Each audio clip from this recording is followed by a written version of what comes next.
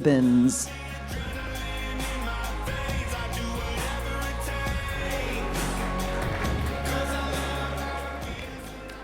Good afternoon. It's such a privilege to be with you here today. I'd like to take a few minutes to talk to you about a topic you heard a lot about this morning, women.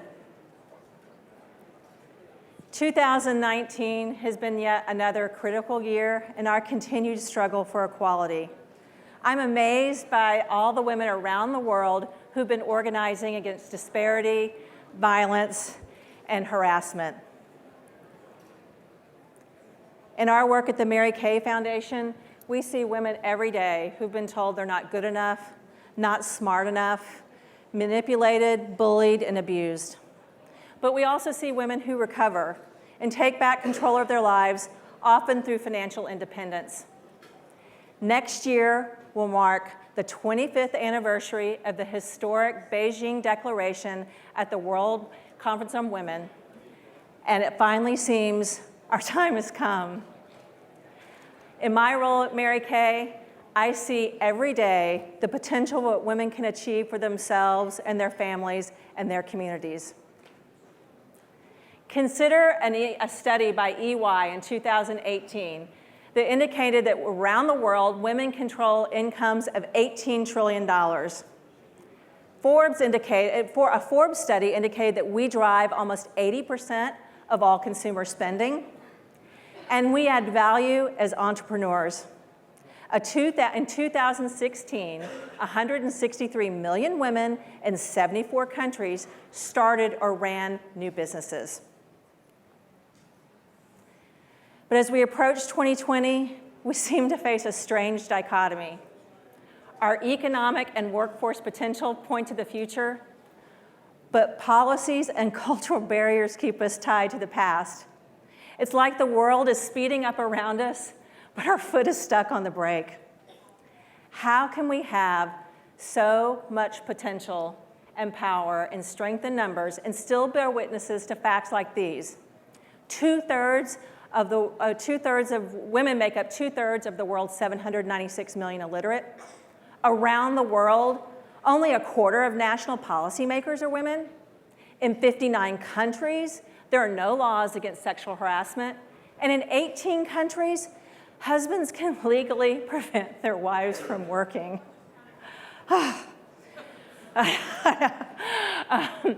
It is amazing. Yet, we know we have so much power and we can do so much more, but we have to go faster. Our company founder, Mary Kay Ash, was a trailblazer.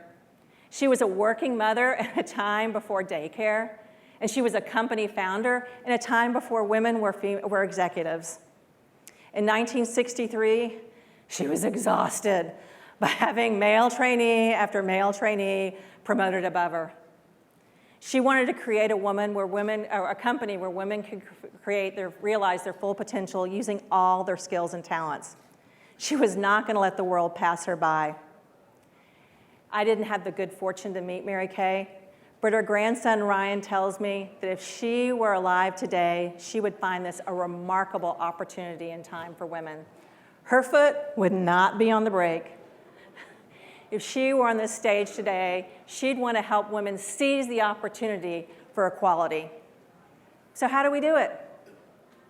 We do it through an army of female entrepreneurs everywhere in every country, enabling women's empowerment through economic growth.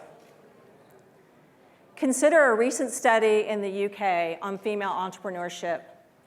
It indicated that on average, UK businesses led by women were only 44% the size of male-led ones. Closing that entrepreneurial gender gap in the UK is estimated to add a potential $326 billion to the UK economy. Let's think about that for a second. It's that data so moved the UK government, they've enacted policies to increase the number of female entrepreneurs by 50% over the next decade. In a full potential scenario, one in which women around the globe participated in the economy on par with men, it's estimated it would add $28 trillion to annual GDP by 2025. It's amazing. Let's think about that for a second.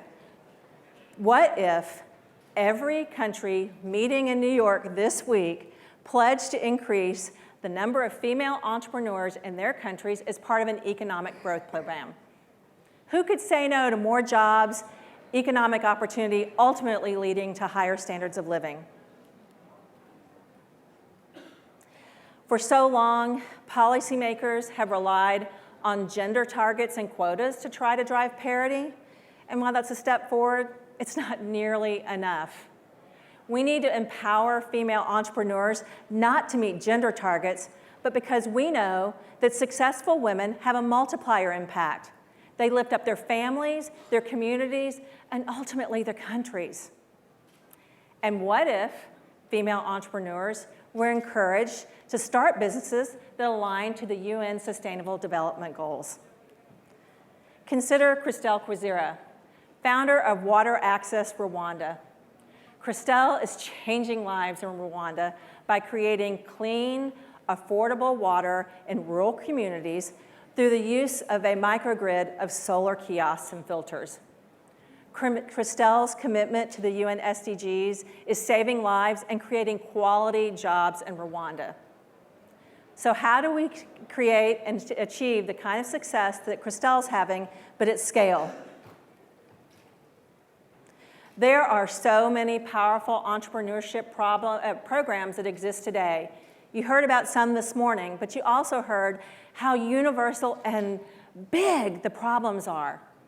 Despite all these programs, women are still being held back by a lack of access to education, online and offline, access to mentors, really importantly, access to funding, by laws that discriminate against women, and by cultural barriers.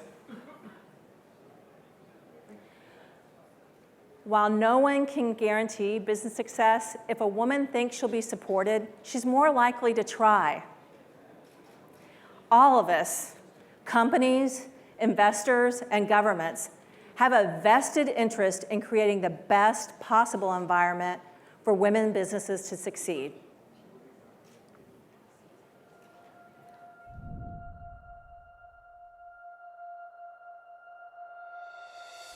Around the world, women entrepreneurs have the potential to transform their local communities and national economies. By 2025, women could contribute $28 trillion to the annual global GDP. And right now, we're taking a bold leap toward that future. Never before have women had a better chance to alter the course of history. Never before have they wielded greater economic power. When women harness their strength, the opportunities are limitless. If we create an environment that allows them to thrive. What can we do to accelerate the number of female entrepreneurs around the world? The UK's plan to increase female-owned businesses by 50% is projected to bring $326 billion in growth by 2030. The clearest path to sustainable economic growth for all nations is policy change that incentivizes female entrepreneurs to overcome adversity and seize opportunity, and encourages corporations to procure from women-owned businesses. Introducing the Women's Entrepreneurship Accelerator. Breaking down barriers and committing significant resources for women to start and grow their businesses. For millions of women in over 190 countries, that means digital learning, on-the-ground training, access to funding, mentorship, corporate procurement, and advocacy to usher in a new era of success for every woman, every nation.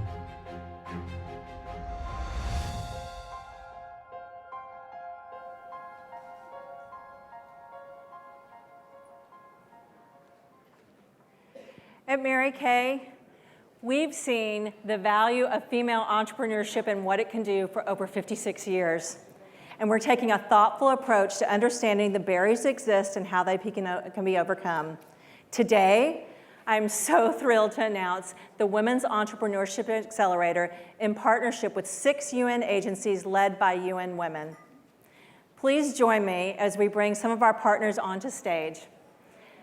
Anita Bhatia from UN Women, Arantxa Gonzalez from the ITC, Bob Skinner from UN Office for Partnerships, Sue Allchurch from UN Global Compact, and Manuela Tomei from ILO.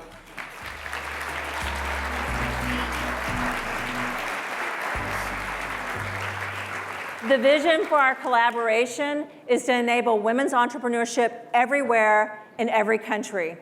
Our goal is to empower 10 million women over the next 10 years in every country around the world.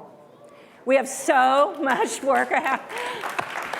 We have so much work ahead of us, but I know we're going to mobilize an army of female entrepreneurs to create success and opportunity in nations all around the world. Mary Kay Ash said that we must have a purpose in our lives and a goal. But if you don't know where you're going, you don't really have a goal. But my friends, we have a big, bold goal. And in doing so, in achieving it, we're going to change lives around the world and lift up communities. Thank you so much for your time.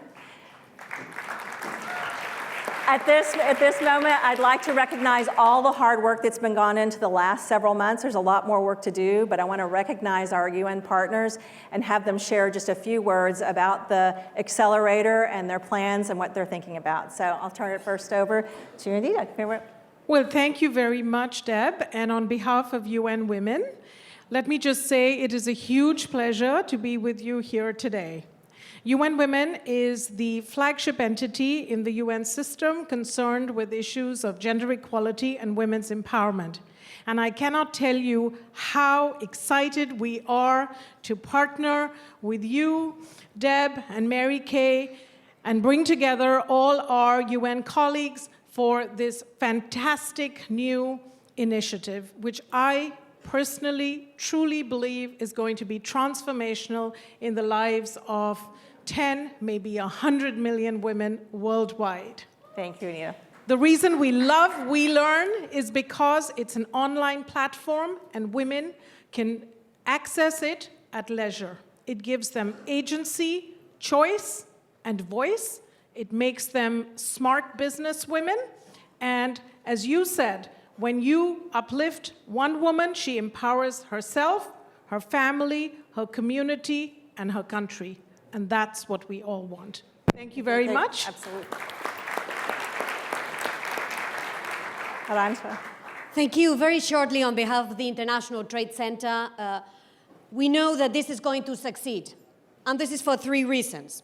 One, because we are working with the private sector. We cannot help connect women to markets and empower them economically if we don't work with the private sector. Second, because we've put our house in order. You can see a big UN lineup here. We've looked at our value chain, and we've made sure that we will work there where each one of us has a value proposition to put on the table. Number 3, because what we will do is not just to skill the women, which we will. It's not just ensure they have credit, which they will. It's not just make sure that they get connected to a buyer, that they will. At the end of the day, it's because we will work all across the value chain to make sure they succeed in the market, preferably in the decent job market. So thank you very much. Thank you to Mary Kay, and very much looking forward to contribute to the success of the initiative. Thank you. I think I can start by saying what we're going to achieve is a lot more platforms that look like this kind of gender parity that you're seeing up here. That's where this is all going. And Deb, thanks so much to Mary Kay for working with us at the United Nations and all the UN colleagues who have worked so hard to put this together with you. Again, it's shared values. It's efforts around what is to us Sustainable Development Goal 5, gender equality. And we need partners like Mary Kay, and we need more partners that are going to come together and work together To achieve the Sustainable Development Goals, including Goal 5, we need the private sector, we need civil society, we need national, local government, we need philanthropy, and I'm really excited to see where this goes, where the Women's Entrepreneurship Accelerator takes us, because it's partnerships and working together and collaboration like this that is going to make a difference and get us to the Sustainable Development Goals by 2030. So Deb, again, thank you very much, and thanks to Mary Kay. Thank you. Okay, up. Okay, up. I guess that's our, so sorry.